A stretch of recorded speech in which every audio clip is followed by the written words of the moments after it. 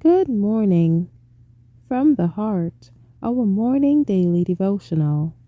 The reading for today is entitled, As a Root Out of Dry Ground, June 20th. Lord, now indeed I find thy power and thine alone can change the leper's spots and melt the heart of stone. Jesus made it all to him I owe. Sin had left a crimson stain, he washed it white as snow. Isaiah 53 verse 2.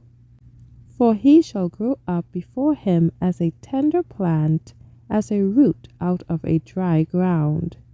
He hath no form nor comeliness, and when we shall see him, there is no beauty that we should desire him.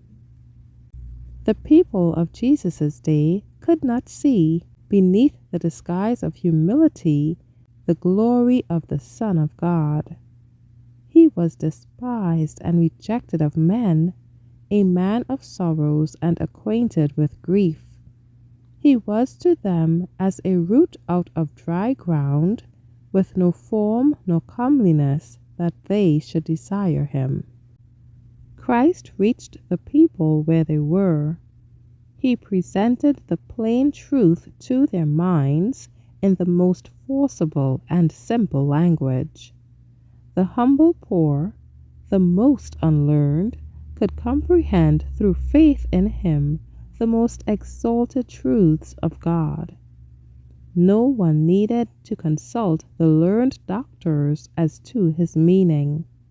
He did not perplex the ignorant with mysterious inferences, nor use unaccustomed and learned words of which they had no knowledge. The greatest teacher the world has ever known was the most definite, simple, and practical in his instruction.